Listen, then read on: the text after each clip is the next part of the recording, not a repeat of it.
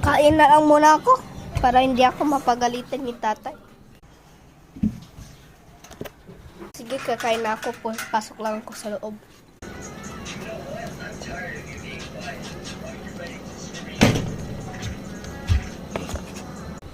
Papa, saan na yung pagkain ko?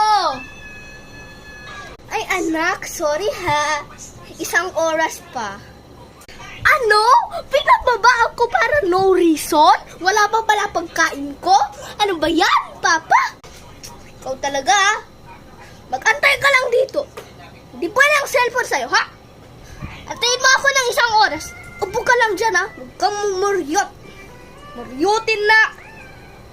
Kuya! Ba yan? Ano?